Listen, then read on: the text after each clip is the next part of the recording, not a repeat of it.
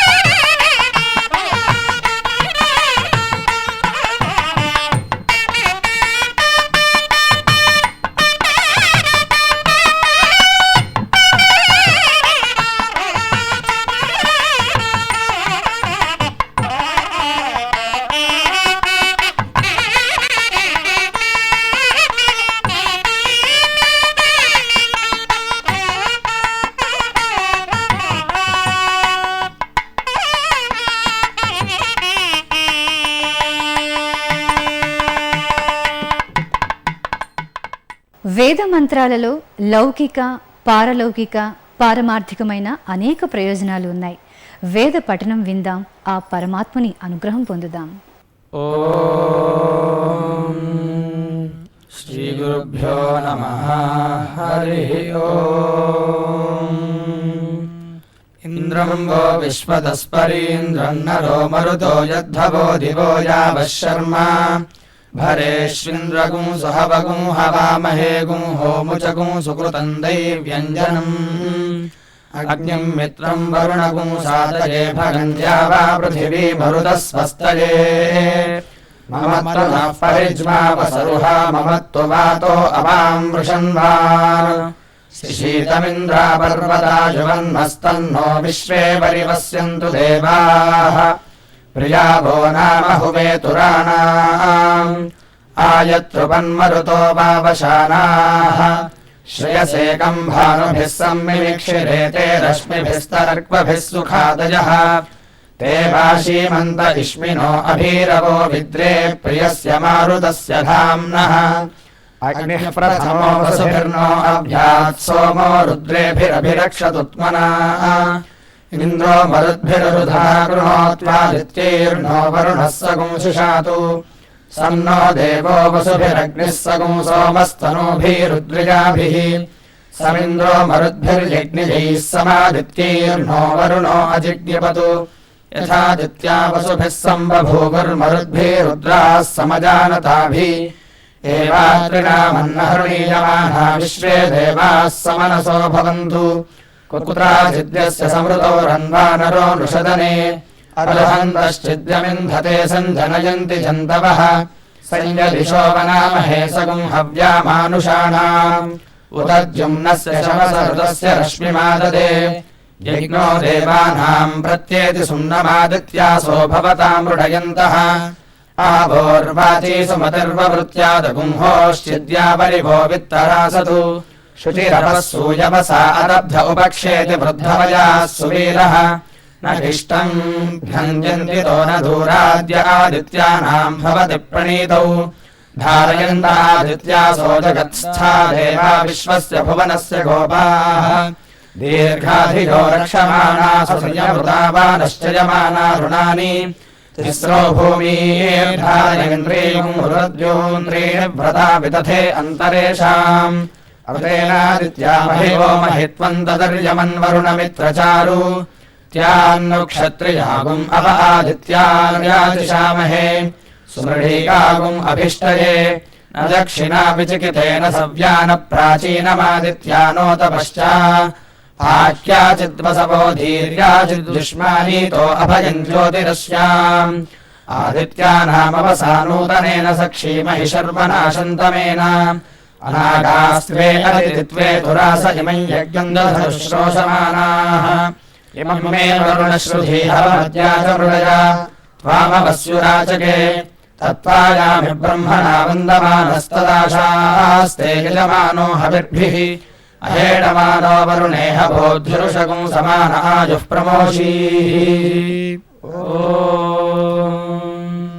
మాయ మమత అహంకారం మమకార జనిత కర్మలను త్యజించి అఖండ బ్రహ్మజ్ఞానము పొంది బ్రహ్మైక్యము పొందుటకు ఉపనిషత్తులు సహాయపడతాయని పెద్దలు చెబుతారు. ఉపనిషత్తులో దాగి ఉన్న అనంతమైన అత్యంత రహస్యాలను ఉపనిషద్వాణి ద్వారా తెలుసుకుందాం. నిత్యానిత్య జగద్ధాత్రే నిత్యాయ జ్ఞానమూర్తయే పూర్ణానందాయ హరయే సర్వయజ్ఞభుజే నమః. యస్మాత్ బ్రహ్మేంద్ర రుద్రాది దేవతానాం శ్రియోపి చ జ్ఞానస్ఫూర్తి సదా తస్మై హరయే గురవే నమః. అదుఃఖమితరత్సర్వం జీవా ఏవతు దుఃఖినః తేషాం దుఃఖప్రహాణాయ శృతిరేషా ప్రవర్తతే. ఈ విశ్వంలో మూడు ముఖ్యమైనటువంటి తత్వాలు ఉన్నది. ఒకటి ఈశతత్వము, జడతత్వము, జీవతత్వం అని చెప్పేసి. ఈ త్రివిధ తత్వాలు అనాది నుంచి అనంతకాలం వరకు ఉంటుంది. ఈ త్రివిధ తత్వాల్లో ఈశతత్వం అనేది ఒకసారి మనము దాని గురించి చూస్తే, ఈశుడు పూర్ణానందాయ హరయే సర్వయజ్ఞ భుజే నమః. పూర్ణానందుడు, నిర్దుఃఖ స్వరూపుడు. ఆ భగవంతునికి దుఃఖం అనేదే లేదు. సదా జ్ఞానమూర్తి, జ్ఞానానందాలను అనుభవించేవాడు. అనంత కళ్యాణ గుణ పరిపూర్ణుడంట. అఖిలాండకోటి బ్రహ్మాండ నాయకుడు. ఈ త్రివిధ తత్వాల్లో దుఃఖము ఎవరికి? వివిధ సాంసారిక దుఃఖములను అనుభవించి కృషించి బాధపడే తత్వం ఏది? ఈశతత్వం అంటావా? ఈశుడు, అతన్ని మనము పురాణాలు, ఇతిహాసాలు, వేదాలు చెప్తుంది. బ్రహ్మసూత్రాలు చెప్తుంది. ఆనందమయోభ్యాసాత్, పరమానంద స్వరూపుడు, ఆనందమయుడు. ఎవరైతే ఆనందమయుడో అతనికి దుఃఖములు అనేదే లేదు, శోకము లేదు. ఎప్పుడు దుఃఖం ఉండదో శోకము రాదు. దుఃఖ శోకాదులు లేదన్నట్టయితే ఈ సంసార అతీతుడని అర్థం. కాబట్టి ఈశతత్వాన్ని మనం ఆలోచించి చూస్తే దుఃఖ స్పర్శమే లేదు. ఇక రెండవది జడం. జడం అంటే మనం వ్యవహారంలో అంటుంటాం, జడం వలె ఉన్నారు. సుఖం లేదు, దుఃఖం లేదు, చలి లేదు, ఎండ లేదు, ఏదీ లేదు, జడం అనేది. ఇక మిగిలింది ఎవరు? జీవులు. ఈ దుఃఖానికి ఎవరు భాగస్వాములు? నిత్యము ఈ దుఃఖాన్ని అనుభవించేవారు ఎవరు అంటే జీవా ఏవతు దుఃఖినః అని చెప్తున్నది శాస్త్రం. జీవులే ఆ దుఃఖాన్ని అనుభవించేవారట. ఈశునికి లేదు, జడమునకు లేదు. కాబట్టి వివిధ సాంసారిక దుఃఖములను క్షణానికి అనుభవిస్తూ దుఃఖమగ్నుడై శోకమగ్నుడై ఆ శోక సాగరములో మునిగి బాహ్య ప్రపంచము యొక్క జ్ఞానము లేకుండా కృషించేవాడు జీవుడట. అయితే ఆ జీవునికి ఇక తప్పింది కాదా, ఇలా ఎప్పుడూ ఆ దుఃఖంలోనే ఉండే తీరాలనా? ఆ జీవులకు దుఃఖం నుంచి బయటికి రావడానికి మార్గం ఉన్నదా? ఉంటే ఆ మార్గం ఏది? దానికి ఆగమ శాస్త్రమే చెప్తుంది. తేషాం దుఃఖ ప్రహాణాయ శృతిరేషా ప్రవర్తతేన్. ఆ జీవులకు అనాది నుంచి వచ్చిన ఈ దుఃఖములను పరిహారం చేయడానికే వేదములు, ఉపనిషత్తులు, బ్రాహ్మణ ఆరణ్యకములనే విభాగములతో కూడినటువంటి ఈ వేద సాహిత్యము బయలుదేరిందే జీవుల యొక్క దుఃఖ నివారణ కొరకు అని చెప్పేసి. ఎంత మహోపకారం చేస్తున్నది ఈ వేదములు అని చెప్పేసి. వేదముల యొక్క ఆవిష్కారము, ఆవిర్భావం వచ్చేసి కేవలం మనలాంటి జీవుల యొక్క అనాదిగా వచ్చినటువంటి ఆ దుఃఖ శోకాలను నివారించడానికే. అయితే జీవుడు వేదములు ఉన్నది, వేద సాహిత్యము ఉన్నది, తాను ఉన్నాడు, అయినా తాను దాన్ని తెలియకపోతూ ఉన్నాడు. ఆ జీవుల స్వరూపం ఎలాగుంది అన్నట్టయితే తన యొక్క నిజమైన స్వరూపాన్ని తెలుసుకోలేకపోతూ ఉన్నాడు. ఎవరైతే ముక్తియోగ్యుడో, సాత్వికుడో, భక్తుడో అలాంటి జీవుల యొక్క ఆ జీవ స్వరూపం అనేది జ్ఞానానంద స్వరూపమట. అయితే దుఃఖాలను అనుభవిస్తూ ఉన్నాడు కదా అంటే ఆ దుఃఖములు వాస్తవంగా కాదు. తాను చేసుకున్నటువంటి ప్రాచీన కర్మల అనుసారంగా ఈ దుఃఖము ఆ జీవులకు వచ్చింది. అయితే అది నిజమని చెప్పేసి భావించకూడదు. అది తన కర్మానుసారంగా వచ్చింది, కర్మ తీరిపోయిన తర్వాతే వెళ్ళిపోతుంది. ఈ విధంగా తనది కానటువంటి ఆ దుఃఖ శోకములను తనదిగా భావిస్తూ అందులో మునిగిపోయాం. శాస్త్రకారులకు దృష్టాంతం ఇస్తారు. ఒక గొర్రెల మంద, ఆ గొర్రెల చిన్న చిన్న గొర్రె పిల్లలతో పాటు ఆ మందలో ఒక పులిపిల్ల కూడా చేరుకున్నదట.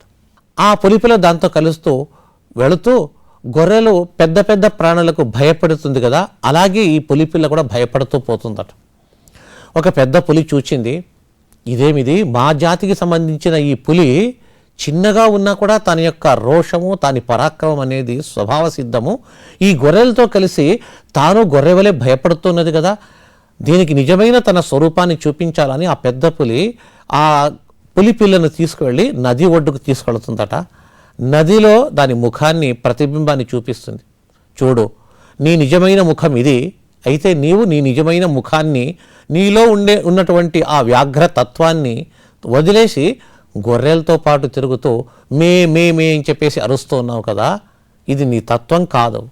అప్పటికప్పుడు ఆ పులిపిల్ల తెలుసుకొని పెద్దగా తన సహజ సిద్ధమైనటువంటి ఆ గర్జన చేసేటప్పటికీ అరణ్యమంతా ప్రతిధ్వనించిందట.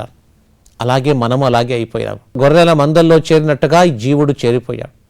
కామక్రోధములనే ఈ గొర్రెలు, దుఃఖ శోకములనే ఈ గొర్రెల మందల్లో ఈ జీవుడు కూడా చేరుకొని ఈ దుఃఖము, ఈ శోకం నిజంగా భావిస్తోంది. ఆ రోజు ఆ పులిపిల్లకు ఒక పెద్ద పులి దొరికినట్టుగా మనకు ఒక గురువు దొరికి మన నిజమైనటువంటి స్వరూపాన్ని మనకు చూపాలి. ఆ నదిలో ప్రతిబింబం చూపించినట్టుగా మనకు ఒక ప్రతిబింబం చూపాలి, ఒక అద్దం చూపాలి. గురువు అనేవారు మనకు ఒక అద్దం చూపిస్తారు. ఆ అద్దం ఏదో కాదు, మన ఉపనిషత్తులు, వేదములే ఒక అద్దం అని చెప్పేసి. అలాంటి వేదముల్లో, ఉపనిషత్తుల్లో మనము ఏం చూడాలి? మన ప్రతిబింబం కాదు, భగవంతుని యొక్క స్వరూపాన్ని చూడాలి. మనకు భగవంతుని యొక్క చిత్రాన్ని ఈరోజు ఈ ప్రకృతిలో ఉండే విషయాలను ఫోటో తీసినట్టుగా భగవంతుని ఫోటో తీయలేము. అయితే భగవంతుని యొక్క అద్భుతమైనటువంటి సౌందర్యాన్ని, అతని మహిమ, అతని గొప్పదనం చెప్పేదే మన వేదములు, ఉపనిషత్తులు. అలాంటి ఉపనిషత్తుల్లో మనం తొంగి చూచి అందులో ఉన్నటువంటి భగవతత్వాన్ని గ్రహించి మనము ఆ భగవంతుని యొక్క అనుగ్రహానికి పాత్రలి మన దుఃఖాలను పోగొట్టుకోవాలా. ఇదే వేద సందేశము, ఇదే ఉపనిషత్ సందేశము. పరమాత్మ స్వరూపమైన కాలంలో ఒక్కో మాసానికి ఒక్కో విశిష్టత ఉంది. మనం పాల్గొన మాసంలో ఉన్నాం కనుక ఈ మాస వైశిష్టాన్ని కొంత తెలుసుకుందాం. కృష్ణాయ వాసుదేవాయ హరయే పరమాత్మనే ప్రణతః క్లేశనాశాయ గోవిందాయ నమో నమః. చాంద్రమానంలో మహత్తరమైనటువంటి మాసాలలో చివరిదైనటువంటి ఫాల్గుణ మాసంలో మనం ఉన్నాం. గడిచినటువంటి రోజున మాఘ బహుళ అమావాస్య తిథితో కలిసి ఫాల్గుణ మాసం యొక్క తొలి రోజైనటువంటి బహుళ పాడ్యమి తిథి సంభవించింది. సూర్యోదయ సమయానికి అమావాస్య ఉండటం చేత మాఘమాసపు చివరి రోజు కానీ గడిచిన రోజు లెక్కింపబడుతున్నది. కనుక ఈ రోజున మనం ఫాల్గుణ మాసం వ్యావహారికంగా ప్రారంభమైందని మనం లెక్క పెట్టుకోవచ్చు. ఈ ఫాల్గుణ మాసం యొక్క వైశిష్ట్యాన్ని గురించి మనం కొంచెం తెలుసుకుందాం. చాంద్రమాన సంవత్సరంలో సంభవించేటువంటి 12 మాసాలలో చివరి మాసం ఫాల్గుణ మాసం. అదేవిధంగా ఋతుచక్రంలో శిశిర ఋతువులోని చివరి మాసం ఫాల్గుణ మాసం. ఈ ఫాల్గుణ మాసానికి ఫల్గు అనేటువంటి శబ్దానికి నిరర్థకము అని అర్థం. అంటే ఏ విధమైనటువంటి ప్రయోజనము లేనిది అని అర్థం అన్నమాట. ఈ నిరర్థకత ఎందుకు ఏర్పడుతోంది అంటే శిశిరత్తువులో ఆ హిమపాతము యొక్క ప్రభావం వల్ల, హేమంత ఋతువులో పడేటువంటి హిమపాత ప్రభావం వల్ల ప్రకృతిలోని సమస్త వృక్షజాతులు కూడా తమ యొక్క పండుటాకులనన్నింటినీ కూడా రాల్చివేస్తాయి. అలా రాల్చివేసినప్పుడు చైత్రంలో, రాబోయేటువంటి చైత్రంలో నవనవోన్మేషంగా చిగురించడం కోసమని అవి తమ యొక్క శిథిల పర్ణాలను విడిచిపెట్టినప్పుడు మోడులుగా కనబడతాయన్నమాట. కనుక ఫలములుండవు, పుష్పములుండవు, హరిత వర్ణం కనిపించదు. ఈ విధంగా ప్రకృతిలో ఉండేటువంటి అన్ని వృక్షజాతులు కూడా శిథిలములుగా కనబడతాయి. కనుక ఈ మాసం ఫల్గు మాసం అంటే నిరర్ధకమైనటువంటి మాసంగా చెప్పబడుతూ ఉంటుంది ప్రకృతి సౌందర్య దృష్ట్యా. అయితే మనకు చాంద్రమాన వ్యవహారంలో కనుక చూసినట్లయితే పూర్వ ఫల్గుని నక్షత్రంతో చంద్రుడు పూర్ణిమా తిథి నాడు మనకు కనబడతాడు. కనుక ఈ మాసానికి ఫాల్గుణ మాసం అనేటువంటి వ్యవహారం ఉన్నది. ఈ ఫాల్గుణ మాసంలో మనం చేయదగినటువంటి వ్రతాదులు ఏమిటంటే, విశేషించి మనకు ఇది గోవింద ప్రియమైనటువంటి మాసం అన్నమాట. ఒక్కొక్క మాసానికి ఒక్కొక్క అధిదేవత ఉంటూ ఉంటారు. అదేవిధంగా ఈ ఫాల్గుణ మాసం గోవింద ప్రీతికరమైనటువంటి మాసంగా కీర్తింపబడుతోంది ధర్మశాస్త్రాల్లో. గాం పృథివీం ధేనుం వా విందతి పాలయతి ఇతి గోవింద అని మనకు ధర్మశాస్త్రంలో కనబడేటువంటి నిర్వచనాలు.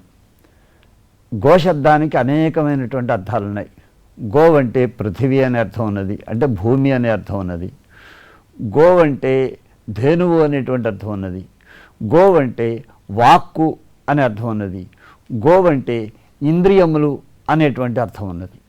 ఈ విధంగా ఉండేటువంటి గోశబ్దానికి సంబంధించిన అన్ని అర్థములలో కూడా గోవిందుడు ఈ రక్షకుడుగా ఉండడం వల్ల గోవింద శబ్దం చాలా ప్రశస్తంగా ఉన్నదన్నమాట. పృథివిని, భూమిని ఆయన ఉద్ధరించాడు కాబట్టి గోవిందుడైనాడు వరాహమూర్తిగా ఉన్నప్పుడు.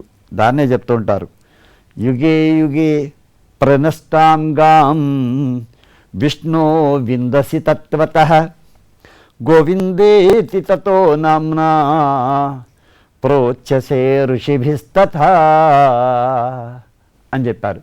ప్రతి యుగంలోనూ కూడా నష్టమయ్యేటువంటి, అంటే లయ సమయంలో లయాన్ని పొందేటువంటి పృథివిని వరాహమూర్తిగా ఉద్ధరించటం వల్ల, హే విష్ణు నీవు గోవిందుడవైనావు, ఇలా గోవిందుడవని మహర్షులందరి చేత కీర్తింపబడుతున్నావు అని పురాణాలలో విష్ణు స్థితిలో కనబడేటువంటి ఒక ప్రస్తావం అన్నమాట. ఈ విధంగా ఈ పృథివీ ఉద్ధారణం చేయడం వల్ల విష్ణువుకు గోవిందుడు అనేటువంటి పేరు వచ్చింది. అదేవిధంగా శ్రీకృష్ణ పరమాత్మగా ఆయన ద్వాపర యుగంలో అవతరించినప్పుడు గోగోప జన మధ్యంలో ఉన్నప్పుడు అక్కడ గోవులను అన్నిటినీ కూడా రక్షించడం వల్ల ఆయనకు గోవిందుడు అనేటువంటి పేరు వచ్చింది.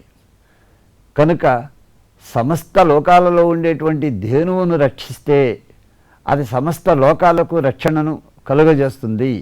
ఎందుకంటే గోవు సమస్త దేవతాత్మకమైనటువంటిది అని ప్రబోధించేటువంటి శబ్దం గోవింద శబ్దం. అందుకని సాక్షాత్తు శ్రీ మహావిష్ణువే గోవును రక్షించడం అనేటువంటిది మనకు ఒక మహత్తరమైనటువంటి ఉదాహరణ అన్నమాట. దేవదేవుడు కూడా గోవుల్ని రక్షించి మనందరికీ ఇచ్చేటువంటి సందేశం ఏమిటంటే మనం గోవుల్ని రక్షించుకోవాలి అని. కనుక ఈ మాసంలో గోవిందునికి చాలా ప్రశస్తత ఉన్నది కాబట్టి గోవిందునితో పాటు గోవులకు కూడా చాలా ప్రశస్తి కలిగినటువంటి రోజన్నమాట ఇది. అలాగే గవాం శాస్త్రమయీనాం వాణీనాం విందః గోవింద ఉచ్యతే అని మరొక నిర్వచనం చెప్తున్నారు. వేదవేద్యుడు, వేదవంద్యుడు, వేదరక్షకుడు, ఈ విధంగా స్వామివారికి అనేకమైనటువంటి పేర్లు ఉన్నాయి. కారణం ఏంటంటే ఆయనకి వేదం అంటే పరమ ప్రీతి అన్నమాట. కారణం ఏమిటది అంటే వేదములు సాక్షాత్తు బ్రహ్మకు కూడా మార్గదర్శకములు సృష్టి రచనలు. అందుచేత సమస్త జగత్తులను విశ్వాన్నంతటినీ సృష్టి చేయడంలో బ్రహ్మకు కూడా మార్గదర్శకములైనటువంటి వేదములు ఆ పరమాత్మకు ఉచ్ఛ్వాస నిశ్వాసలు, అవి జ్ఞానమయములు. అందుచేత ఆ జ్ఞానమయములైనటువంటి వాక్కుకి గోవు అనేటువంటి శబ్దం ఉన్నది, అర్థం అక్కడ వ్యవహారం ఉన్నది. కనుక గవాం శాస్త్రమయీనాం వాణీనాం, కాబట్టి అటువంటి గోశబ్దవాచ్యములైనటువంటి శాస్త్రవాక్కులను విందః పాలయతి అని, అదేవిధంగా విందః పతి, ఆ వాక్కులకు ఆయన పతి కనుక ఆయన గోవిందుడైన అన్నమాట. ఇది మనం తెలుసుకోదగినటువంటి మరొక విశేషం. అలాగే గాహ మన ప్రధానాని ఇంద్రియాణి తేషాం విందః ప్రవర్తయిత చేతయిత చ ఇది గోవిందః అని. కనుక ఈ మనస్సు మొదలైనటువంటి ఇంద్రియములు ఏవైతే ఉన్నాయో వాటిని చైతన్యపరిచేటువంటి ఆ శక్తి గోవిందుడు. కనుకనే ఆయనకు గోవింద శబ్ద వ్యవహారం అనేటువంటిది ఉన్నదన్నమాట. అంటే ఈ మనస్సుని ఇంద్రియాలని వాటి వాటి విషయాల పట్ల ఆ విషయాలను గ్రహించడంలో ప్రవర్తింపజేసేటువంటి వాడు గోవిందుడు. కనుక ఆ విధంగా గోవింద శబ్దానికి అంత విశిష్టత ఉన్నదన్నమాట. అదేవిధంగా నిజంగా కనుక మనం ఆ గోవిందుని యొక్క మార్గదర్శనంలో మనం మన జీవనాన్ని సాగించగలిగితే మరొక పార్థునిలాగా విజయాన్ని విభూతులను మనం పొందగలం. అంత చక్కటి ప్రశస్తి ఉన్నది. అది ఈ మాసంలో సాధ్యం. కనుక ఇంత ప్రశస్తమైనటువంటిది ఈ ఫాల్గుణ మాసం అన్నమాట. పాల్గొన మాసంలో ప్రతి తిథిలో ఒక్కో విశిష్టత దాగి ఉంది. మరి ఈ రోజు తిథిలో దాగి ఉన్న విశిష్టతను తెలుసుకుందాం. ఈరోజు మన్మథనామ సంవత్సర ఫాల్గుణ మాస శుక్ల ద్వితీయ తిథి, గురువాసరం, మార్చి 10వ తేదీ. ఇక్కడ ఉత్తరాభాద్ర నక్షత్రంతో కూడి ఈ ద్వితీయ తిథి వస్తున్నది. మనకు తిథులలో నాస్తి వ్రతరహితా తిథి అని మనకు నారద పురాణం చెప్తున్నది. కనుక 360 రోజులు కూడా ప్రతి తిథికి కూడా ఏదో ఒక ప్రాశస్త్యం ఉన్నది. అదేవిధంగా ఈ రోజున కూడా ప్రాశస్త్యం ఉన్నటువంటి తిథి మాత్రమే ఇది. తిథి దృష్ట్యా కనుక చూసినట్టయితే బ్రహ్మప్రీతికరమైనటువంటి తిథి. ప్రతి ద్వితీయ కూడా బ్రహ్మప్రీతికరమైనటువంటి తిథే. అదేవిధంగా నక్షత్రం దృష్ట్యా కనుక చూసినట్లయితే ఉత్తరాభాద్ర నక్షత్రం ఈ రోజున అహిర్బుద్ధినుడు అనేటువంటి ఈ ఏకాదశ రుద్రులలో ఉండేటువంటి ఒక రుద్రునికి బాగా ఇష్టమైనటువంటి రోజు అన్నమాట ఇది. ఇలాగా తిథి వైశిష్ట్యాన్ని బట్టి బ్రహ్మప్రీతికరమైనటువంటి రోజు, నక్షత్ర దృష్ట్యా ఇది శివప్రీతికరమైనటువంటి రోజు అన్నమాట. ఇక్కడ మనకు గురువారం ఈ రోజున శ్వేత పుష్ప శివార్చన వ్రతం అనేటువంటిది అన్నది. పుష్పాలు నానా వర్ణాలలో కనబడుతుంటాయి మనకి. అందులో శ్వేత పుష్పాలు ఎప్పుడు కూడా శాంతి చిహ్నాలు. కనుక మోక్షకాముకులైనటువంటి వారు శివుని కనుక శ్వేత పుష్పాలతోటి షోడశోపచార పూజా విధానంలో పూజించినట్లయితే ఈ రోజున శీఘ్రంగా మోక్షం లభిస్తుంది. ముముక్షువులైనటువంటి వాళ్ళందరూ, అంటే మనకు ధర్మ అర్థ కామ మోక్షములనేటువంటి చతుర్విధ పురుషార్థాల్లో ఒక్కొక్కరికి ఒక్కొక్క విషయంలో ఇష్టం ఉంటుంది. కొంతమందికి ధర్మం అంటే ఇష్టం ఉంటుంది, కొంతమందికి అర్థం ఇష్టం, కొంతమందికి కామం అంటే ఇష్టం, కొంతమందికి మోక్షం ఇష్టం. కాబట్టి మోక్షగాములైనటువంటి వాళ్ళు శ్వేత పుష్పాలతో పూజ చేయాలి.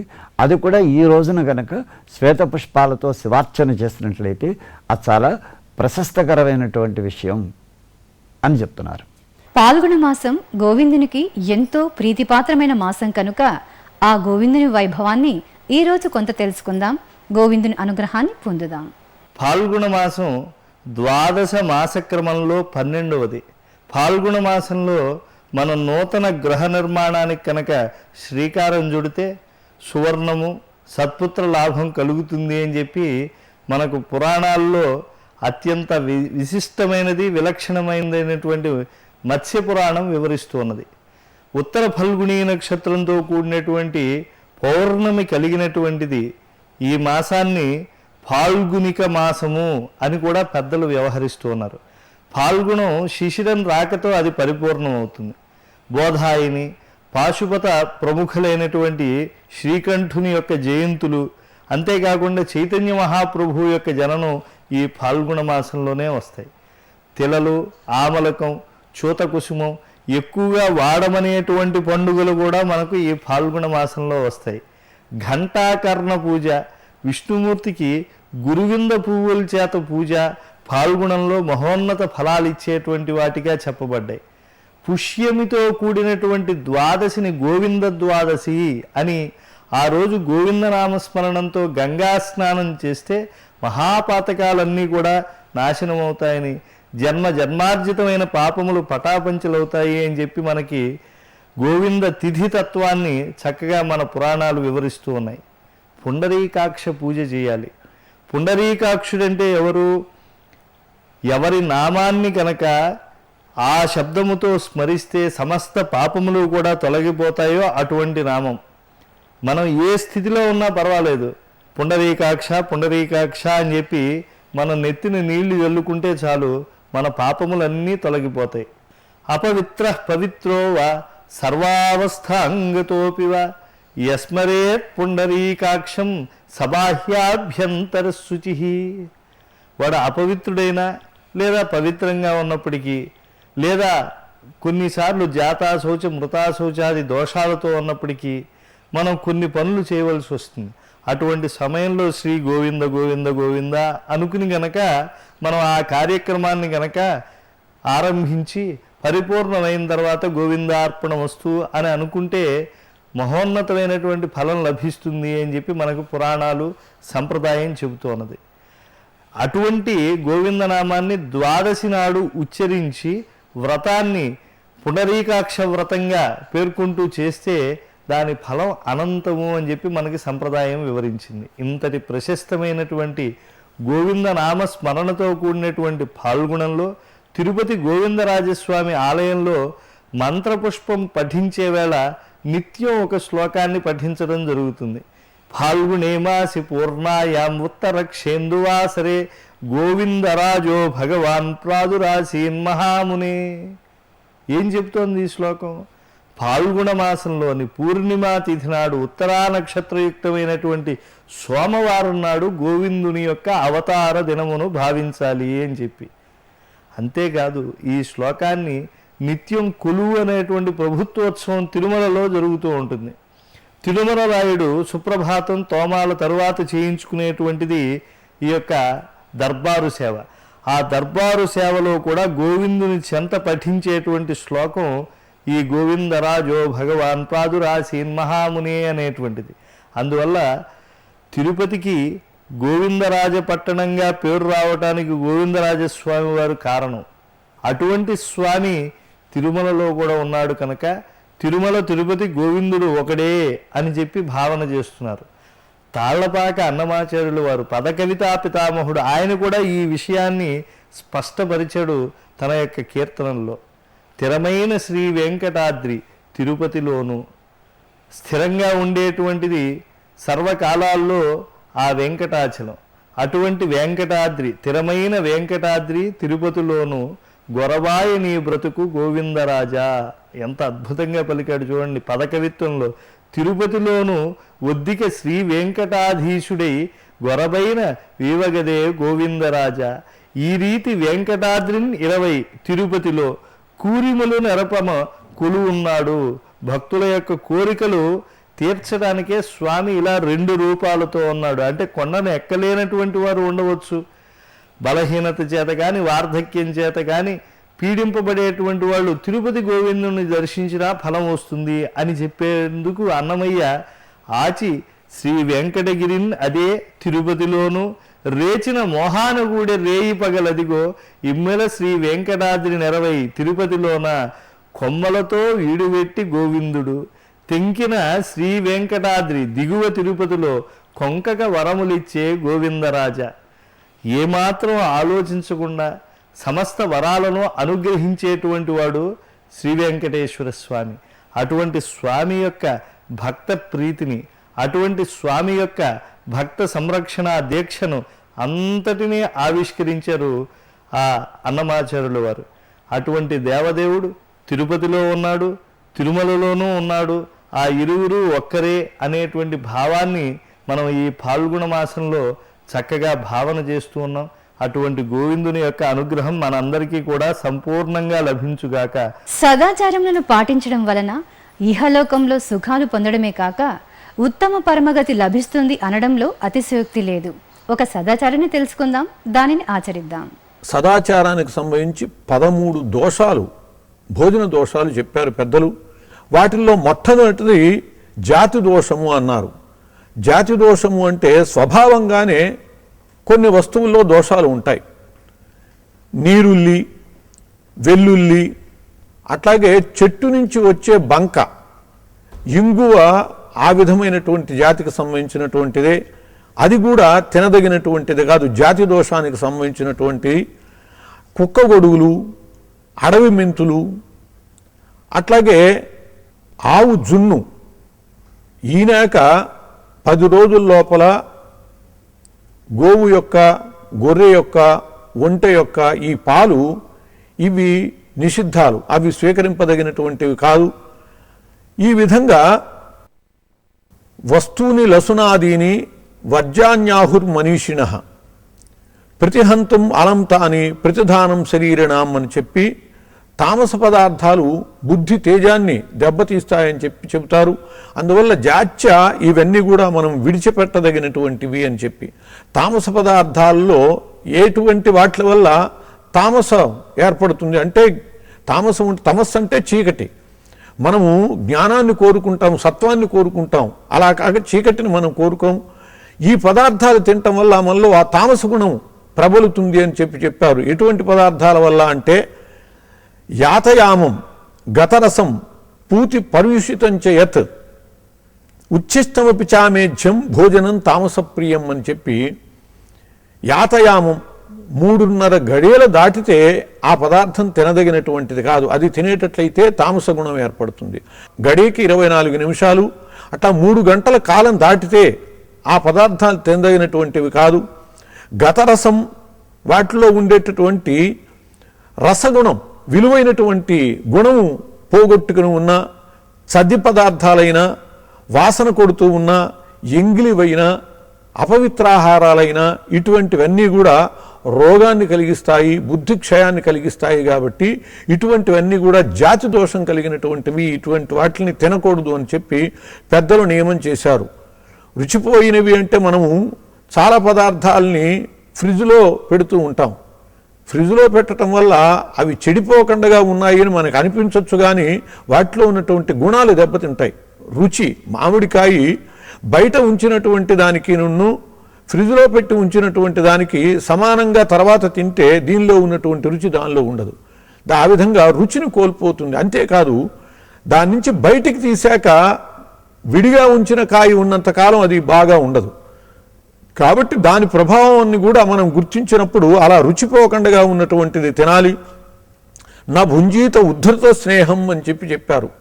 ఇంకా తినకూడనటువంటి వాటిలో జిడ్డు తీసేసినటువంటి నూనె తీసేసినటువంటి తెలకపిండి ఉన్నదే, ఆ తెలకపిండి కూడా తినకూడని పదార్థంగా చెప్పారు. మరికొన్ని పదార్థాలు వైద్యానికి వాడుతూ ఉంటారు. తెలకపిండి బాలింతలకి పెట్టమని చెప్పి శాస్త్రం చెప్పింది. అంటే పాలు పడటానికి అది చాలా అవసరం. వైద్య చికిత్సకు ఉపయోగపడేటటువంటి వాటిని నిషిద్ధంగా స్వీకరించకూడదు. అట్లాగే వెల్లుల్లి కూడా వాళ్ళకి, తెల్ల ఉల్లిపాయ కూడా వాళ్ళకి వాడతారు. ఇటువంటివి వైద్యం కోసం వాడేటటువంటివి నిషిద్ధాల కింద మనం స్వీకరించకూడదు. అలాగే దంపుడు బియ్యం మేలు, మరలో వచ్చేటటువంటి వాటి కంటే దంపుడు బియ్యం మేలు అని చెప్పారు. అలాగే బండతో నూరినటువంటి పచ్చడికి కూడా రుచి తేడా ఉంటుంది.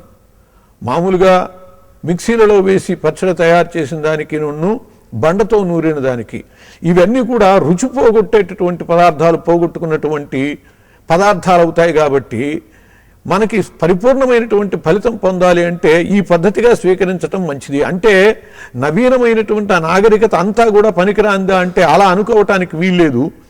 పదార్థాల వంటకంలో ఆవిరి వల్ల వండేటటువంటిది చాలా శ్రేష్టమైనటువంటిది.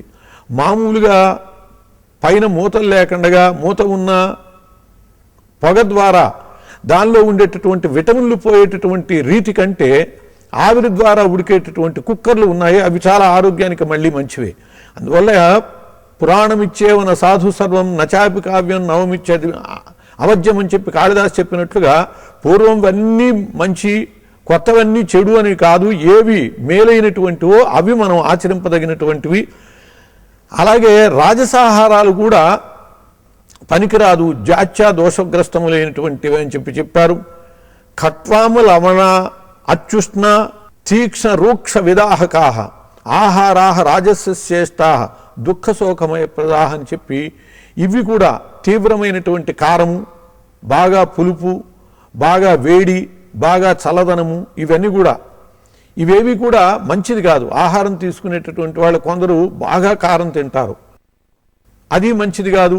అట్లాగే మనము ఫ్రిడ్జుల్లో నుంచి తీయంగానే పదార్థాన్ని వాడటం, బాగా చల్లగా ఉండేటటువంటి పదార్థం, అవి కూడా కొన్ని శైత్య దోషాలకు హేతువులవుతూ ఉంటాయి, అది మంచిది కాదు.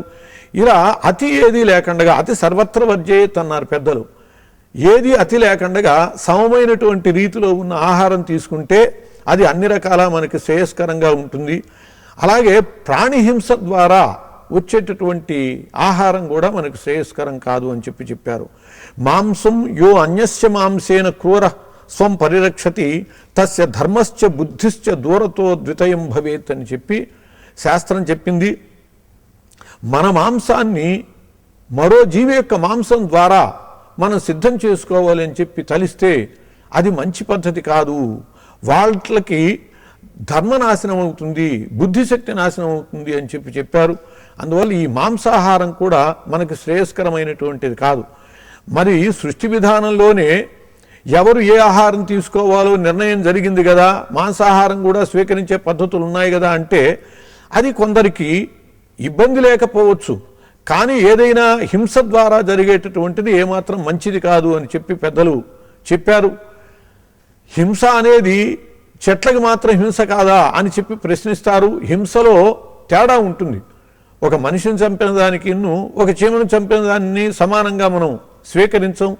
ఆ విధంగా మాంసాహారం అనేటటువంటిది అంటే సాత్విక జీవనము, యోగ జీవనము, జీవన్ముక్తులు కావాలనేటటువంటి లక్ష్యము, ఉత్తమమైనటువంటి సంస్కారాలతో జీవించాలి, సదాచారంతో జీవించాలి అనుకునేటటువంటి వాళ్ళకి ఇటువంటి జాత్య దోషగ్రస్తమైనటువంటి ఆహారాలు స్వీకరించకూడదు అనేటటువంటిది మనకి ఈ జాతి దోషంలో చెప్పబడ్డటువంటిది.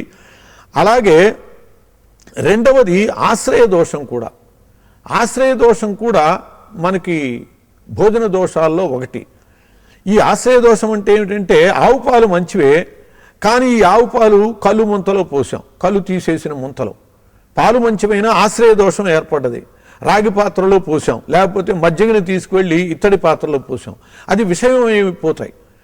అలా పదార్థం మంచిదైనా చెడు పాత్రలో పోయటం వల్ల, దానికి ఆశ్రయం చెడుదివ్వటం వల్ల అవి కూడా చెడిపోతూ ఉంటాయి.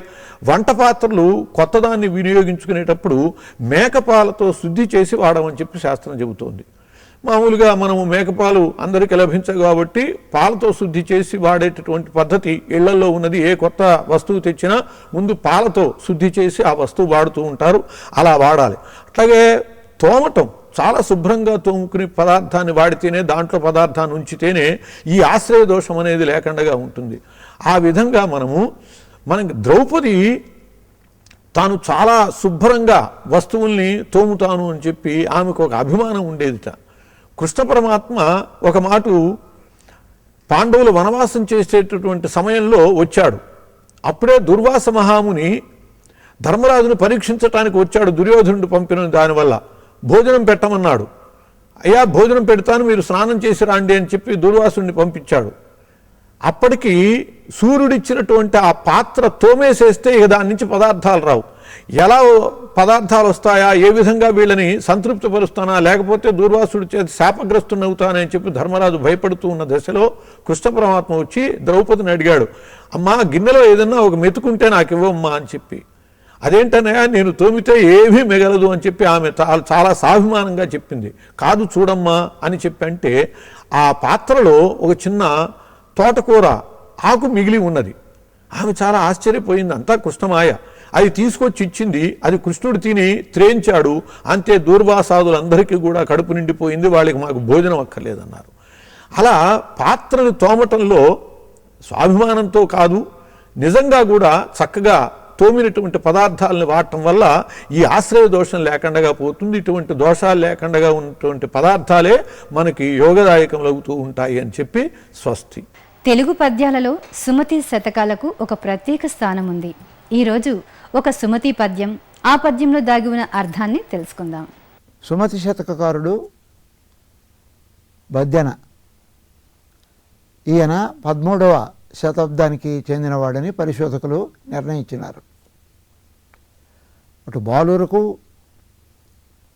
పెద్దలకు అన్ని వర్గాల వారికి సరిపడేటువంటి నీతులను సమకూర్చి అన్ని పద్యాలను కంద ఛందస్సులోనే రచించాడు.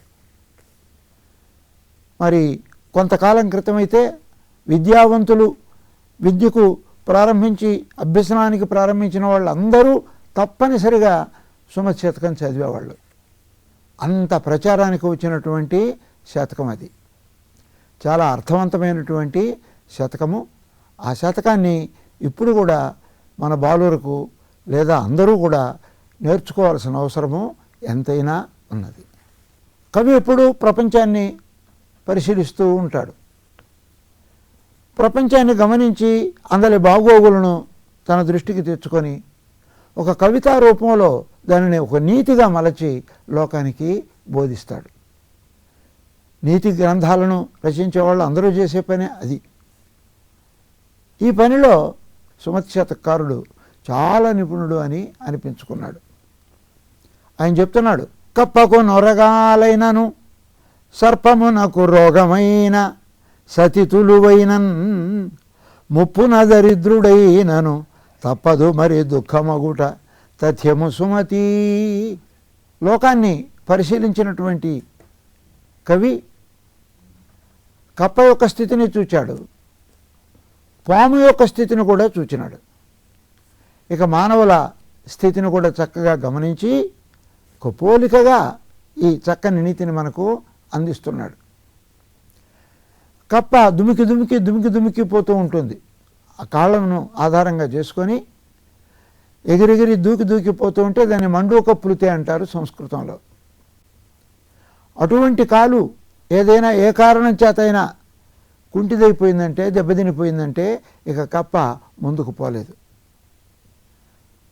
కప్ప ముందుకు పోలేకపోతే అనేకములైనటువంటి బాధలు ఉన్నాయి దానికి. అది ఆహారాన్వేషణకు పోలేదు. అలాగే ఏ పాము వచ్చి తను తరుముకుంటే తప్పించుకొని అవ్వడానికి కూడా దానికి శక్తి చాలదు. ఆ పాము నోట పడవలసిందే. ఎంత దుఃఖమో చూడండి. అందుచేత కప్పకు కుంటికాలైనా దుఃఖము తప్పదు. ఆ కప్పకు బద్ధశత్రువైనటువంటి సర్పం విషయం వెంటనే 2వ పాదంలో చెప్తున్నాడు. సర్పమునకు రోగమైన, పాముకు రోగమే జబ్బు వచ్చిందనుకోండి, అది కూడా ముందుకు చెల్లించలేదు, ఆహారాన్ని సమకూర్చుకోలేదు, దానికి చికిత్స చేసేవాళ్ళు కూడా ఎవరు ఉండరు. పామంటేనే భయపడతాం, ఇంకెవరు చికిత్స చేస్తారు దానికి? అందుచేత సర్పము రోగగ్రస్తమైపోతే ఇక బాధ పాలు కావాల్సిందే. అట్లాగే ఒక సంసారి, ఒక కుటుంబి గృహస్థాశ్రమంలో ప్రవేశించినాడు, భార్యను చేపట్టినాడు. ఆ భార్య అనుకూలంగా లేకుండా ప్రతికూలంగా తయారై ప్రతి విషయంలోనూ తుంటరిగా తొలువుగా తనకు మనఃక్లేశం కలిగించేటువంటిదిగా తయారైతే ఇక ఆ గృహస్థునికి దుఃఖమైనటువంటిది తప్పదు. ఈ 3 చెప్పి ముప్పున దరిద్రుడైనను మరొక విషయం చెప్పాడు. ముప్పున అంటే వార్ధక్యంలో, ముసలితనంలో. పేదవాడైనాడు అంటే ఆర్థికమైనటువంటి ఇబ్బందులలోనైనా అంటే తన బాగోగులు చూసుకునేటువంటి వాడు ఎవడు లేడు అనే పరిస్థితి ఏర్పడిందంటే ఇక ఆ దుఃఖము ఆ కప్పకు, ఈ పాముకు, ఈ గృహస్థునికి, ఏది తులువైనటువంటి భార్యను కలిగినటువంటి గృహస్థునికి చిట్ట చివరిలో దరిద్రుడైనటువంటి ముసలివానికి ఉండేటువంటి బాధ అంతా ఇంత కాదు అని చెప్పినాడు. ఎందుకు ఈ విధంగా చెప్తున్నాడంటే లోకాన్ని మనం గమనిస్తూ ఉంటే వార్ధక్యంలో ముఖ్యంగా పేదరికం చాలా బాధావహమైంది. అదే ముఖ్యాంశం ఇక్కడ చెప్పదలుచుకున్నది. వార్ధక్యంలో తల్లి తండ్రుల యొక్క సహాయం ఎలాగో ఉండదు, వీడే వృద్ధుడైపోయినాడు కాబట్టి పిల్లల సహాయాన్ని అపేక్షిస్తాడు. కానీ ఆ పిల్లలు కూడా ఈ రోజుల్లో తల్లిదండ్రులను చూచేవాళ్ళు లేరు.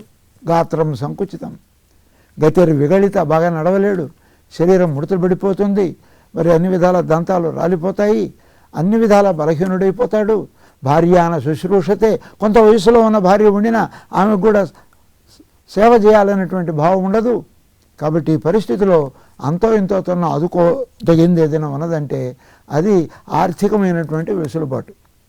దారిద్ర్యం లేకుండా ధనికుడైతే ఆ ధనం అంతో ఎంతో ఇస్తే ఎంతో సహాయపడతారు. అందుకనే పెన్షన్ ఉండేటువంటి వాళ్లకు, వృద్ధులకు ఉండేటువంటి జీవన సుఖము ఆ ఆధారం లేనటువంటి వాళ్లకు ఉండదు. ఆ కారణంగా ముప్పున దరిద్రుడైనను, వార్ధక్యంలో దరిద్రుడైతే, పేదవాడైతే తప్పదు మరి దుఃఖము. ఆ కష్టము దుఃఖము తప్పేటువంటి విషయం కాదు సుమా. అయితే మరి ఏం చేయాలి మేము అంటే, మంచి యవ్వనం ఉన్నప్పుడే, సంపాదించగలిగినప్పుడే 4 రాళ్ళు వెనక వేసి పెట్టుకుంటే వార్ధక్యంలో అవి సరిపోయేటట్టుగా. ఎందుకంటే బాల్యంలో చదువుకోవాలి, యవ్వనంలో ఉద్యోగాదులు వ్యాపారాదులు చేసి కొంత ఆర్జించుకోవాలి, వార్ధక్యానికి వెనక్కి వేసుకోవాలి. వర్షాకాలంలో జీవించడానికి మరి వర్షాలు లేనటువంటి 8 నెలలు ఆర్జించుకోమన్నారు. అదే పరిస్థితి వర్షార్థమష్టౌ ప్రయతేతమాసాన్న అని చెప్పినట్లుగా వార్ధక్యాన్ని దృష్టిలో పెట్టుకొని అర్థాన్ని దుర్వినియోగం చేసుకోకుండా అది అవసరానికి ఉపయోగపడేటట్లు చేసుకోవాల్సినటువంటి అవసరం ఉన్నది అనే నీతిని బోధించడమే ఈ కవి యొక్క ఇక్కడ ముఖ్యోద్దేశం. నవవిధ భక్తి మార్గాలలో కీర్తన 1, చక్కటి సంకీర్తనను చూద్దాం. మేలుకో శృంగారరాయ మేటి మదన గోపాల మేలుకోవేనా పాలి మించిన నిధానమా మేలుకో శృంగారరాయ మేటి మదన గోపాల మేలుకోవేనా పాలి మించిన నిధానమా మేలుకో శృంగారరాయ.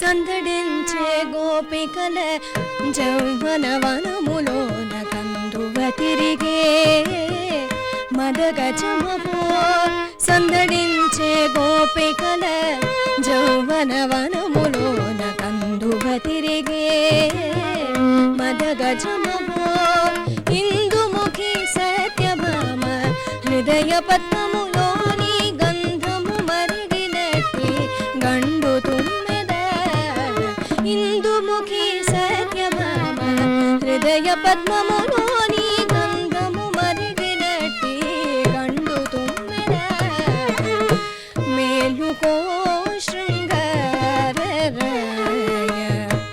మేటి మదన గోపాల మేలు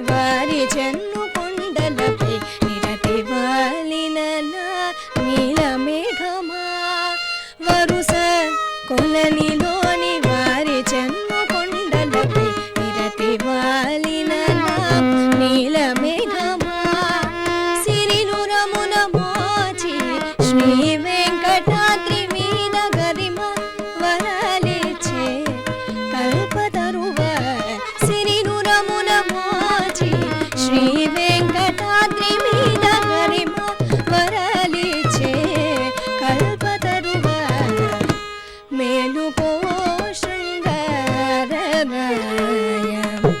మేటి మదన గోపాల మేలుకోవేనా పాలి మించిన నిధానమా మేలుకో శృంగార రాయ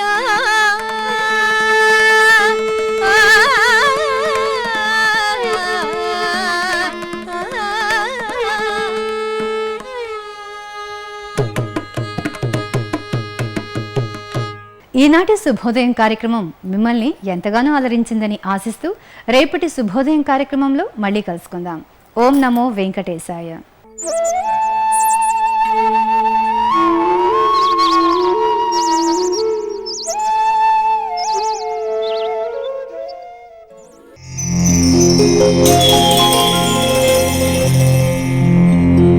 Thank you.